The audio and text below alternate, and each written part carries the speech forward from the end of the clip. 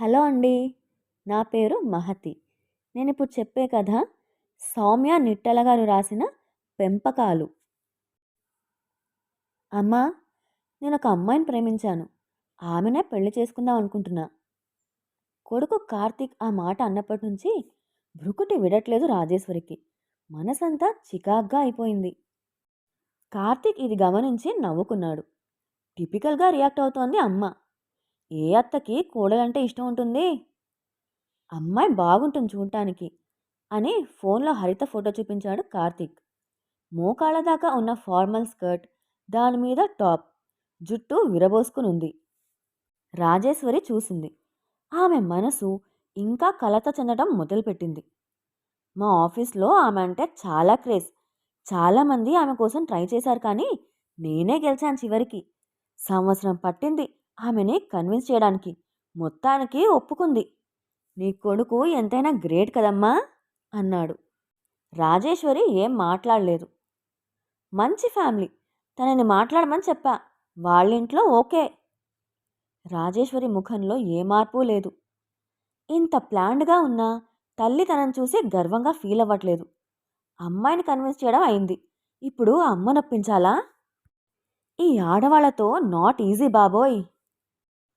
కార్తీక్, హరిత ఇద్దరూ MBA finance చేసి ఓ ప్రైవేట్ కంపెనీలో పనిచేస్తున్నారు. హరితతో తల్లి రియాక్షన్ గురించి మాట్లాడాలని పొద్దున్నుంచి ప్రయత్నిస్తున్నాడు కార్తీక్. కానీ ఆఫీస్లో హరిత మరీ సిన్సియర్. ఒకసారి పనిలో మునిగితే ఇంకా ఏం పట్టించుకోదు. ఇదే తనలో నచ్చదు కార్తీక్కి.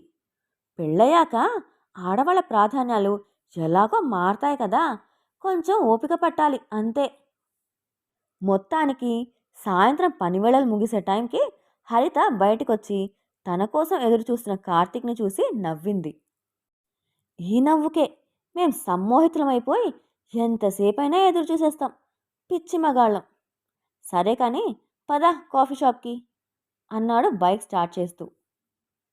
లేదు, నేను బుక్ షాప్కి వెళ్ళాలి. నా రీసెర్చ్కి సంబంధించి కొన్ని బుక్స్ ఆర్డర్ చేశాను కదా మొన్న, అవి తెచ్చుకోవాలి.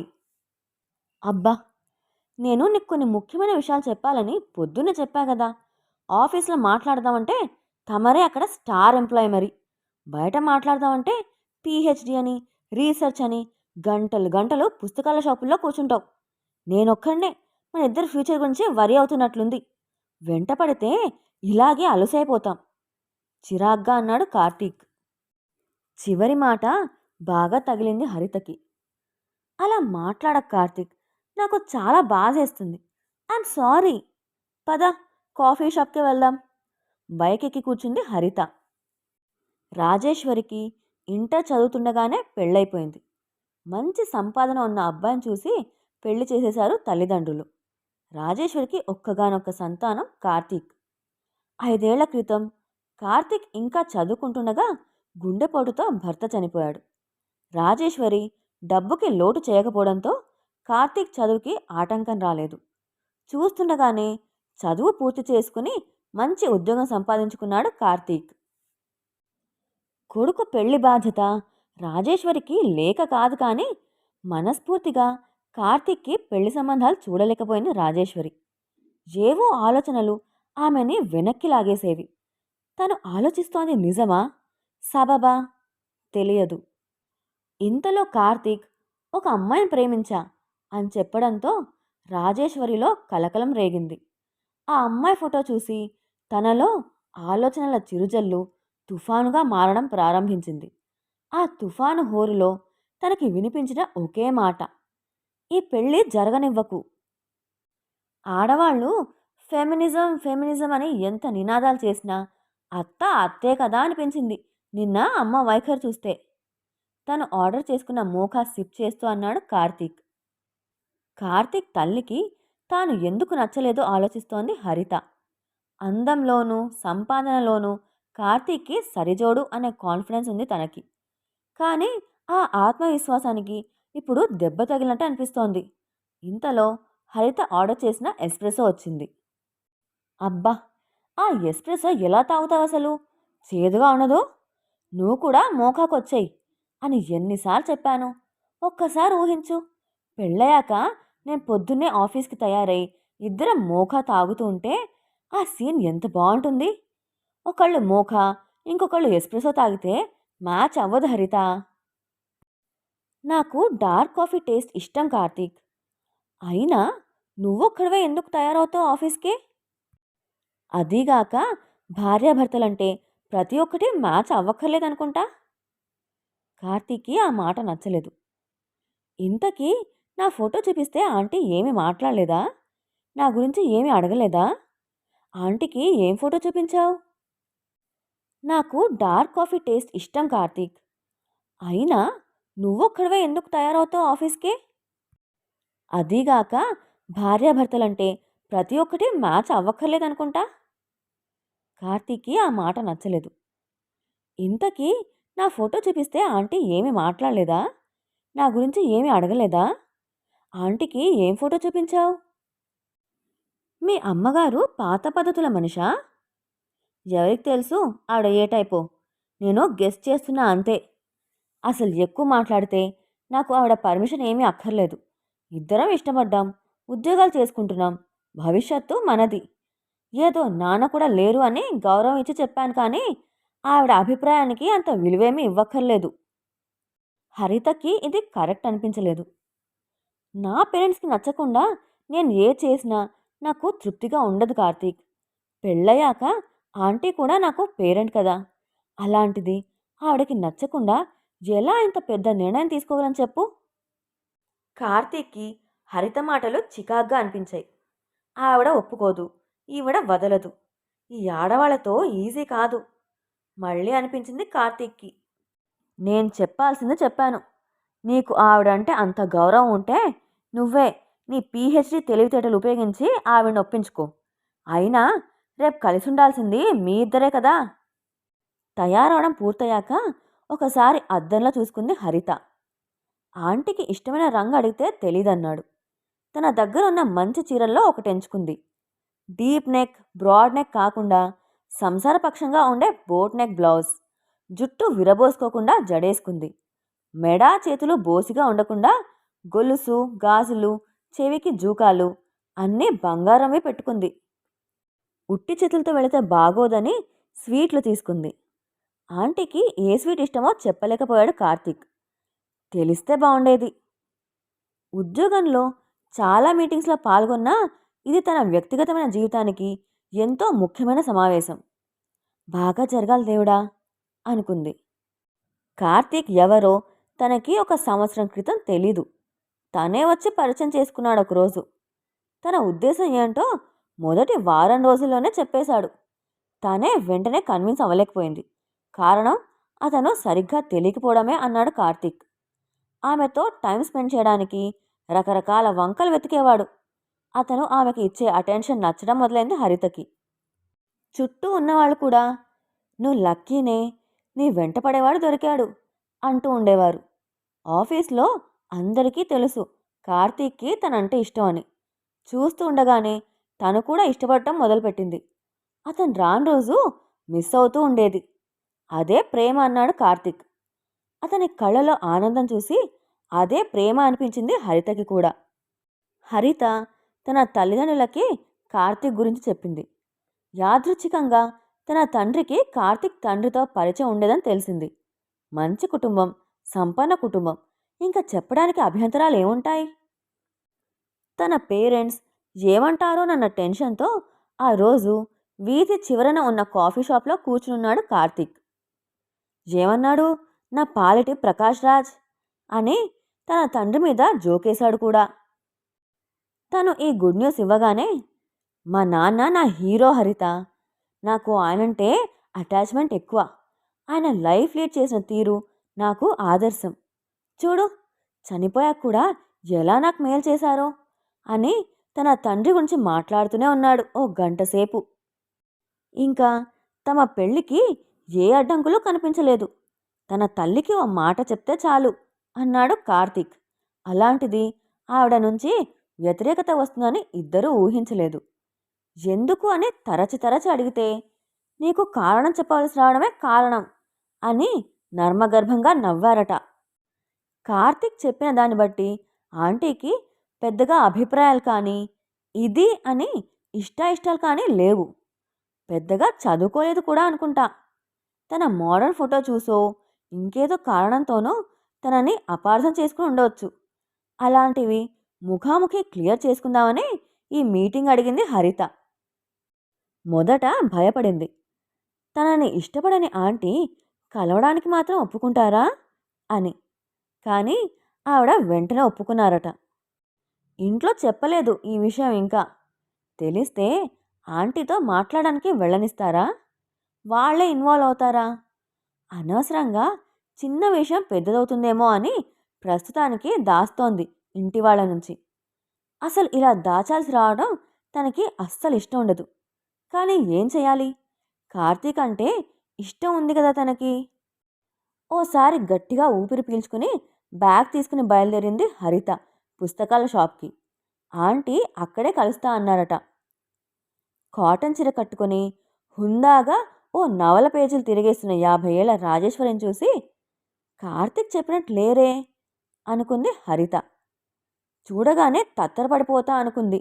కానీ ఆవిడ చూపు ఎంత సరళంగా ఉందంటే తనకి హాయిగా అనిపించింది ఆవిడ సమక్షంలో.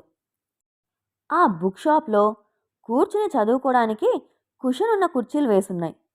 కూర్చుందామా అని దారి తీసింది రాజేశ్వరి. హరిత ఆమెని అనుసరించింది. వర్కింగ్ డే అవడం వల్ల బుక్ షాప్లో ఎక్కువ మంది లేరు. హరిత స్వీట్ బాక్స్ ఇచ్చి, మీకు ఏ స్వీట్ ఇష్టమో తెలియదు, అందుకే అసార్టెడ్ బాక్స్ తీసుకున్నాను అని నసిగింది. రాజేశ్వరి డబ్బా తెరిచింది. ఏది ట్రై చేయమంటావు అంది. పిస్తా రోల్ బాగుంటుంది. రాజేశ్వరి పిస్తా రోల్ 2 ముక్కలు చేసి ఒకటి హరితకిచ్చి రెండోది నోట్లో వేసుకుంది. రాజేశ్వరి, మంచి చాయిస్, నీ టేస్ట్ బాగుంది. హరితకి రిలీఫ్ అనిపించింది. స్వీట్స్లో ఇంత బాగున్న నీ టేస్ట్ జీవిత భాగస్వామి విషయంలో బాలేదే మరి? కూల్గా అడిగింది రాజేశ్వరి. హరిత అస్సలు ఊహించని ప్రశ్న ఇది. చదువుకున్నావు, సంపాదించుకుంటున్నావు, పీహెచ్డీ చేయాలన్న ఉన్నతమైన ఆశయాలున్నాయి. పెద్దవాళ్ళ అంగీకారంతోనే అడుగు ముందుకు వేయాలనే విలువలున్నాయి. ప్రేమ కోసం సవాళ్ళని ఎదుర్కొనే ధైర్యం ఉంది. ఇంత మంచి పర్సనాలిటీ ఉన్నదానివి నీకు తగిన అబ్బాయిని ఎంచుకున్నానే అనుకుంటున్నావా? హరిత కళ్ళు విప్పి ఆశ్చర్యంగా చూస్తోంది.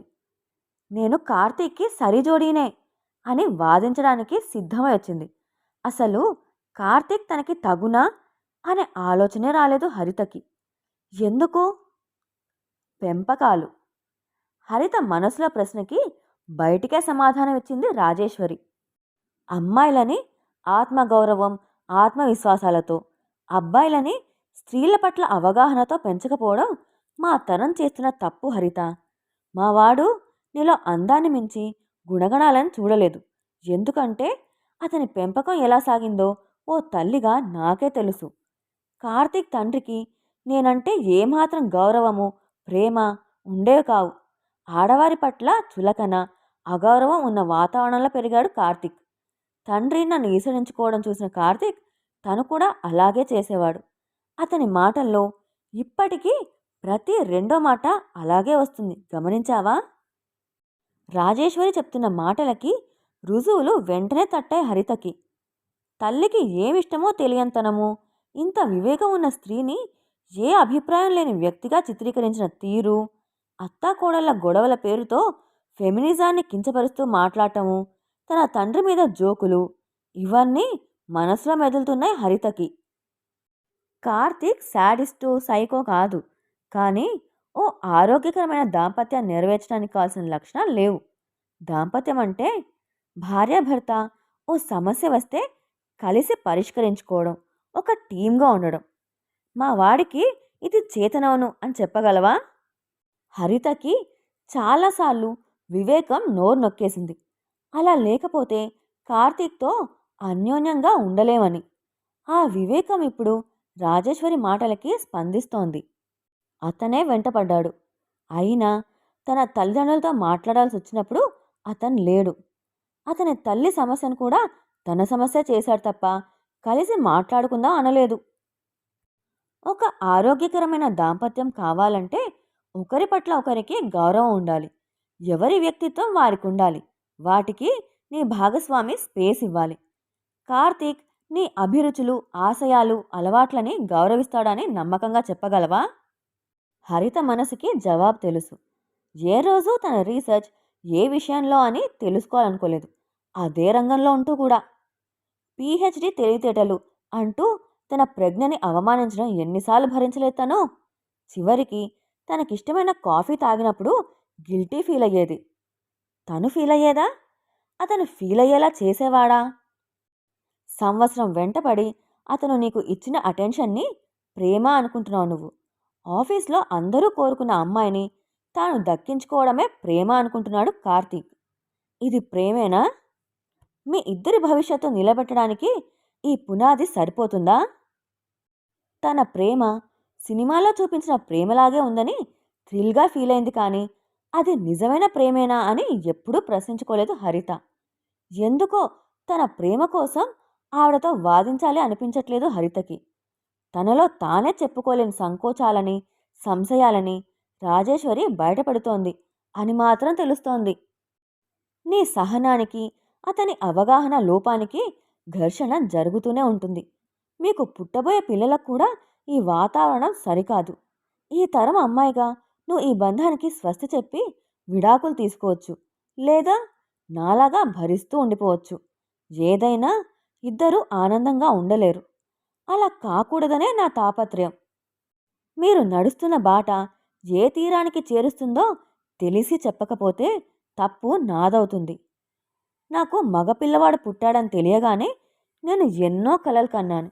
వాణ్ణి ఆదర్శవంతుడైన పురుషుడిగా తీర్చిదిద్దాలని, నాకొచ్చే కోడలు నాలాగా కష్టపడకూడదని. ఇంట్లో పరిస్థితుల వల్ల కుదరలేదు. నేనే ధైర్యంగా నిలబడలేదేమో. ఆయన పోయాక కార్తీక్కి ఎంతో దగ్గరవుదామని ప్రయత్నించాను. ఏ పుస్తకాలు చదివితే అతని భావాలు మెరుగవుతాయో, వ్యక్తిత్వం వికసిస్తుందో అలాంటివి చదివించాలని చూశాను. దానివల్ల మా దూరాలు పెరిగాయే కానీ తగ్గలేదు. కార్తీక్ స్వయంగా అనుకోనిదే మారడు. ఇలాగే పెళ్లి చేసుకుంటే ఓ భర్తగా ఫెయిల్ అవుతాడు. అందుకే ఈ పెళ్లి జరగనివ్వకూడదు అనుకున్నాను. జీవితంలో నేను దృఢంగా తీసుకోగలిగిన నిర్ణయం ఇదొక్కటే అంటే నమ్ముతావా? ఇంకా రాజేశ్వరి చెప్పడానికి ఏమీ మిగల్లేదు.